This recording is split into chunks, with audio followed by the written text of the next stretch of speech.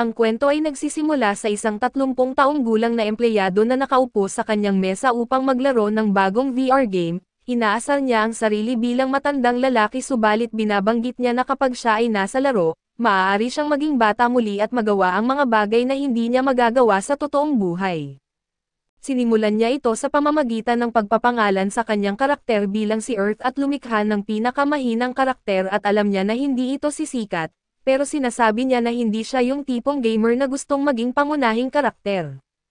Hindi siya ganap na tamad dahil nagtatrabaho siya kaya makakalaro lang siya ng 2 o 3 oras sa isang araw. Natatakot siya na baka makagulo siya sa ibang manlalaro kaya naisip niyang maging solo player sa buong oras. Sa pagpili ng kanyang mga kakayahan, pinili niya ang mga mahina o walang silbi na mga skill nung beta test, para iiwasan siya ng mga seryosong manlalaro at makapaglaro siya sa kanyang sariling diskarte. Ang kakayahang gumamit ng gamot ay medyo walang silbi dahil may murang pampagaling na mabibili sa mga NPC, ang skill na sipa ay walang espesyal na kakayahan kaya hindi mo matatalo ang kalaban sa isang atake lamang.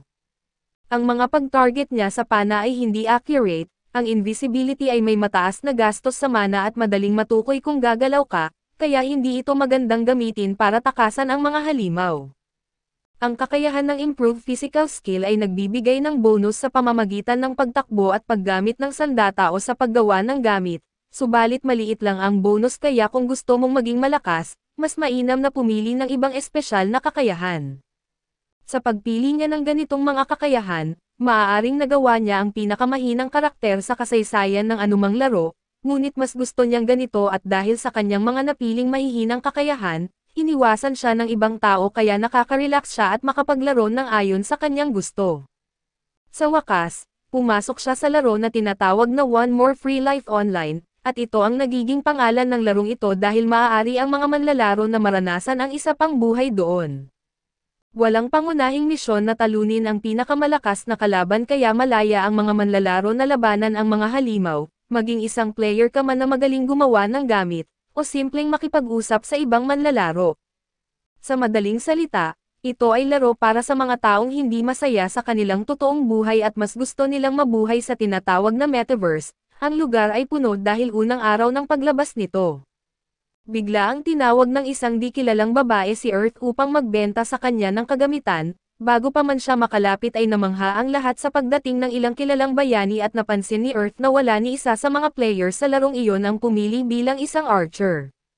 Biglang may lalaking dumating na may suot na armor na kulay ginto ang nagumpisang asarin si Earth, napaisip na lamang si Earth na malamang ito ang magiging masamang simula sa kanyang unang araw, at si Sir Glimmer ay nagbanggit na walang silbi ang mga pana at tinawag si Earth na kakaiba. Tinukso siya bilang nerd at loser at sinipa siya at napunta ang kanyang mukha sa lapag. Pakiramdam ni Earth ay nakakahiya ang nangyari sa kanya at nagdesisyon na lang umalis ang lalaki na parang trophy.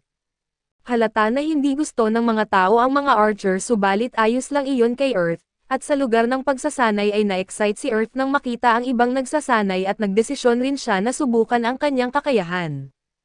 Kaso lang ang tanging target na kanyang natatamaan ay ang sahig. Agad niyang napansin na nahihirapan siyang mag-control ng arrow pero determinado siya na mag-improve sa pamamagitan ng pagsasanay. Patuloy siyang nagkakamali sa pagtama sa target at napagtanto niya na mas mahirap ito kaysa sa kanyang inaasahan at pagkatapos ng 100 na pag-attempt, ipinagdiwang ni Earth ang pag-abot sa level 5 at sinubukan ang kanyang mga sipa.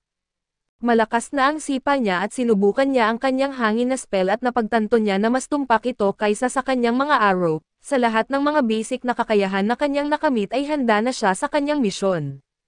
Nagdesisyon si Earth na magsimula na sa misyon pero napagtanto niyang ito ay magulo dahil sa maraming bagong manlalaro. Nagdesisyon siyang mag-focus sa pagkuha ng mga halaman kaso napansin niya na hindi alam ng mga manlalaro kung ano ang kanilang nakolekta hanggat hindi ito nasusuri. Sinubukan niyang suriin ang mga ito at maraming beses siyang nabigo, ngunit sa huli ay nagtagumpay siya at nag-level up ang kanyang kakayahan sa medisina. Napansin niya na isa sa mga halamang kinuha niya ay mas nakakalason kaysa sa Death Note na may walang katapusang pahina dahil agad itong pinapatigil ang paghinga ng kumain nito at pinapatay sila. Galit si Earth sa mga developer ng laro dahil nilagay ito sa simula ng laro at masaya siyang natutunan niyang suriin ito. Pagkatapos bumili ng beginner set para sa paggawa ng gamot, sinubukan ni Earth gumawa ng potion para magpagaling. Pinakitaan ni Earth ng kanyang galing sa paggawa at sa hindi inaasahang paraan, nakagawa siya ng karaniwang healing potion at sinundan niya ito ng antidote at napagtanto niyang kapag nakagawa na siya ng isa, pinapayagan siya ng laro na gumawa ng mas marami. Naalala ni Earth na ang mga tao ay nakakabili ng murang potions mula sa mga NPC store, kaya malamang wala nang magkaka-interes sa kanyang gawa at doon ay umabot sa level 7 ang kanyang kakayahan sa medisina at nagdesisyon si Earth na maghanap ng pagkain. Buti na lang at kakaunti na lang ang mga manlalaro kaya si Earth ang unang nakahuli ng isang mabangis na hayop. Nag-iisip si Earth kung paano ang mga pana ay hindi agad-agad nabibitawan kaya mahalaga ang unang target, at syempre palpak ang kanyang unang pagpana at agad na umatake ang kuneho, pero agad na nagtagumpay si Earth na tamaan ito sa maliit nitong paa gamit ang isang arrow at sinipa ito sa tiyan. Parang naglalaro lang si Earth ng football at ibinalibag niya ang kuneho sa ere. Napagtanto ni Earth na mas magaling siya sa pagsipa kaysa sa pagiging archer at doon ay may dalawang tao na lumapit kay Earth upang batiin siya. Ang isa ay nagngangalang si Away, ay nahihirapan na pigilan ang tawa dahil narinig niya ang kakaibang tunog mula sa kuneho. Sinabi niya na ang pagtawa ay isang hustisya at ikinagulat ito ni Earth kung komedyante ba ito. Ang pangalan ng babae ay Millie at tinanong si Earth kung pwede silang magpadala ng friend request. Natuwa si Away nang pumayag si Earth at sinabi niyang pwede silang maging magka-partner at maging komedyante. Umalis sila at sinubukan ni Earth na mag-gain ng mas marami pang XP. Napagtanto niya na ang mga kuneho ay matalino at napapansin siya kahit subukan niyang umatake nito mula sa kanilang mga blind spot. Nagtagumpay ang kanyang wind spell na talunin ang isang kuneho subalit gusto niya na subukan ang kanyang snake spell upang lumapit sa isa. Gumana ito kaya sinabi niya na kahit hindi masyadong accurate ang kanyang pana at kahit hindi niya gagamitin ang snake spell para tumakas, ang pagsasama-sama ng dalawang kakayahang ito ay gumagawa sa kanya na maging malakas.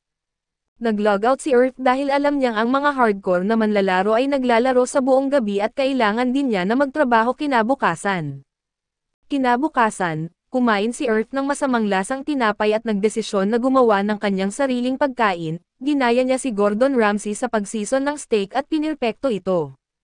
Ngunit napagtanto ni Earth na wala siyang kaalam-alam sa kung ano ang kanyang ginagawa at nagkaroon ng masamang lasa ang kanyang niluto. Ang putaheng iyon ay nagkaroon lamang ng score na 2 kaya ginawa ni Earth ang ilang mga pag-aayos. Masarap ito sa pangalawang beses kaso nais pa niyang itaas ang score nito, habang ginaya niya ang kanyang paboritong chef, naging curious ang lahat sa paligid matapos malanghap ang masarap na amoy. Natapos ni Earth ang kanyang putaheng may score na 7 kaso dumating ang lahat ng tao sa bayan upang bumili ng ilan, ayaw niyang magbenta kaya't naglagay siya ng sobrang taas na presyo at na-shock siya na handa silang magbayad. Ginugol niya ang buong gabi sa pagluluto, ito ay nagtaas ng kanyang antas sa pagluluto hanggang 20 at natutunan niya ang isang kakayahan na nagpapabilis sa kanyang pagluluto. Maya-maya ay nagdesisyon si Earth na gumawa ng isang pana at dahil sa walang nagbebenta ng mga pana, kaya kinakailangan gumawa ang mga archer ng kanilang sariling mga pana at ang unang pana na ginawa niya ay simpleng-simple, kaya may score itong 3 at may attack points na 4.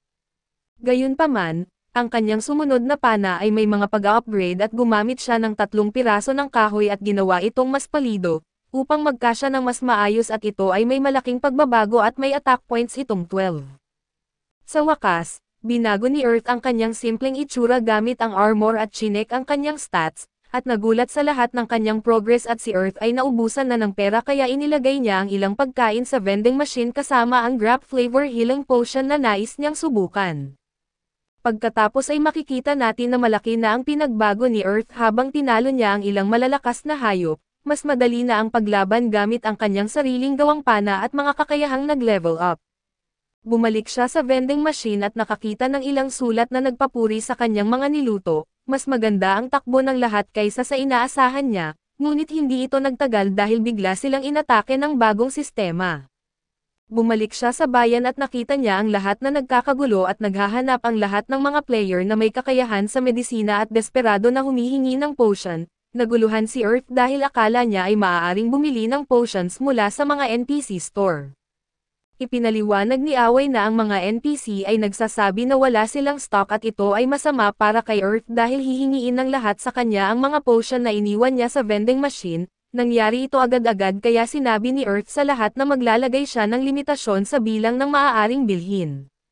Itinaas niya rin ng sobra ang presyo nito, ngunit pumayag pa rin ang lahat sa presyo na binigay niya at ang mga papuri na sulat sa vending machine ay naging mga hinaing at sinasabi na dapat niya na madaliin ang paggawa. Dumating ang kanyang mga kaibigan upang tumulong at si Away naman ay namamahala sa kontrol ng tao habang si Millie ay nag-alok na asikasuhin ang pera. Naubusan si Earth ng potions sa araw na iyon kaya't nagsabi si Harry Potter at ang kanyang grupo na babalik sila kinabukasan. Ang lalaking parang trophy ay lumitaw muli at hiningi kay Earth ang lahat ng potions na hawak niya. Tumanggi si Earth kaya nagbanta ang lalaki at pinagtanggol ni Earth ang sarili at ipinakita sa bully na desperado ang mga tao sa bayan at siya na bully ay nasa panganib. Pinagsabihan niya itong maghintay katulad ng iba subalit sinubukan ng bully na bayaran si Earth. Pinaalalahanan siya ni Earth na kung tumigil din ang mga NPC sa pagbebenta ng sandata at armor, kailangan nilang umasa sa mga tao na gumagawa ng gamit at kailangan matutong makisama ang bully sa ibang manlalaro.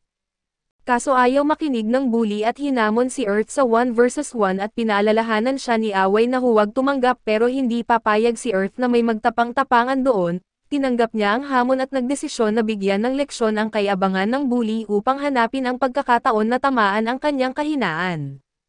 Si Trophy ay nagsimula sa isang malakas na atake kaso madali itong iniwasan ni Earth, agad niyang natukoy ang kahinaan ng kalaban at itinama ang isang arrow diretso sa leeg nito at syempre, nagulat ang bully at si Earth ang idineklarang panalo.